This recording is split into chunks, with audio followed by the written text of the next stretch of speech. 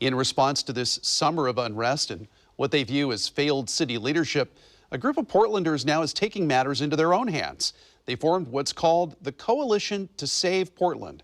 Before she was sent to breaking news, Fox 12's Audrey Wheels spoke to some of those organizers tonight about what they'd like to see moving forward. Nothing's happened. Nothing's changed. This is lifelong Portlander Gabriel Johnson, who you might recognize.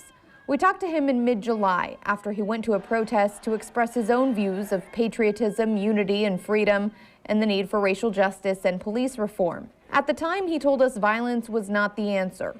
And now he's started what's called the Coalition to Save Portland. We're really trying to just be that base and garner everyone together.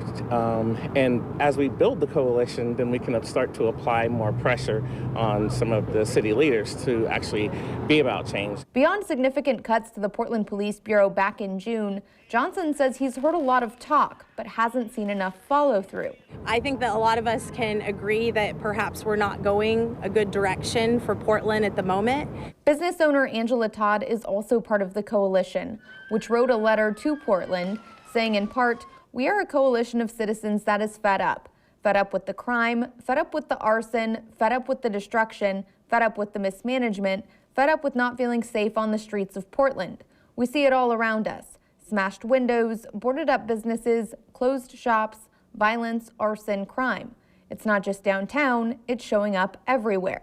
When people have concerns and those concerns are hurting businesses, they're hurting livability, and they are infringing upon people's safety, and it's causing violence, that's not the way that you lead a city, and that needs to stop, and that's what the coalition supports.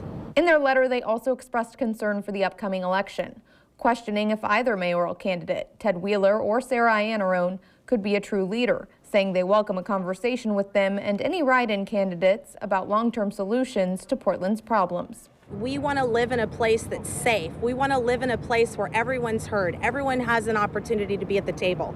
We want to live in a place that's fair. I think it's going to take more than just a couple of months. We're talking years to really get back to where the city needs to be. We sent that coalition letter to both mayoral candidate campaigns, so we got a statement from Wheeler's campaign manager, which reads, "All Portlanders want safe streets, a welcoming downtown, and protections for peaceful protest and expression. The mayor is working towards these goals every day, uniting Portlanders around shared values and working directly with stakeholders to reduce tension and end violence. The mayor welcomes all constructive voices in this effort."